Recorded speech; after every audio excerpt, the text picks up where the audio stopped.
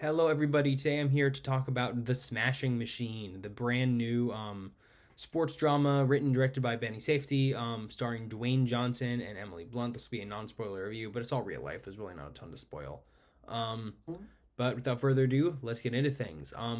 First off, with my criticisms, I think this movie, its parts are better than it is as a whole. And I'll get into the parts and what I liked more about that later. But it feels like the film got a lot of good elements, but it never really comes together into one singular cohesive narrative. It really feels like it feels like, you know, moments across 2 to 3 years of the main character Mark Kerr, the UFC fighter, 2 to 3 years across his life, and just moments across those 2 to 3 years.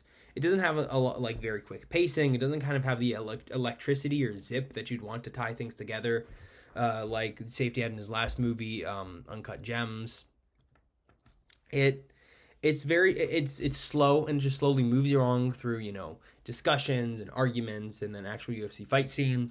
And there's definitely themes and moments and ideas tying these things together, but it just doesn't have the forward momentum that I would have wanted. It doesn't have, like I said, the zip or the punch, this thread that ties everything together of all these scenes that are helping the narrative. It's just showing moments, establishing his life and who he was. And near the end, it gets a little bit better. It ties together in this one kind of big thing, but it's really just showing the moments in the life of Mark Kerr throughout these 2 to 3 years without necessarily telling a specific story through those moments, aside from a few elements. And that was frustrating. It needed a bit more punch and zip to me because of that. It kind of held back a lot of my enjoyment. But when I do say I liked the pieces, there's a lot of good here. It's shot stunningly. It's got a great musical score. It's got fun UFC fights.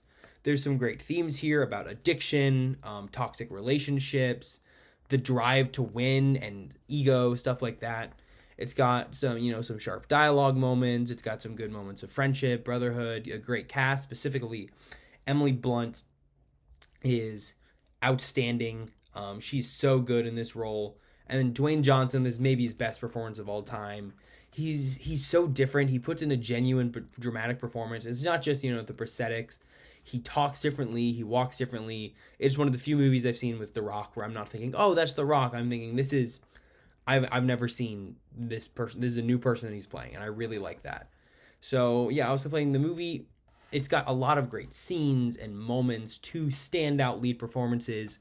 It's shot well. It's nice to look at. It's got so many engaging scenes, some great themes, some great moments. And I would say overall I like the movie. I appreciate what they're going for, and you can tell every single person watching this film, or making this film, was so passionate about what they were doing, was so passionate about this project and telling the story, and it means a lot. You can tell it means a lot to them. I just wish they tied things together and it's being less of like just a series of moments throughout his life. I wish it was more of a conducive, straight through narrative. But it's still entertaining, still pretty good. Dwayne Johnson, Emily Blunt, Benny Safety, they're all so great. And I had a good time with it. I'd give it a 7.5 out of 10. Far from my favorite movie of the year, but also far from a bad film. I enjoyed it. Hope you guys liked the video. Tomorrow is my review of Tron Ares. See you then. Thanks for watching. Bye-bye.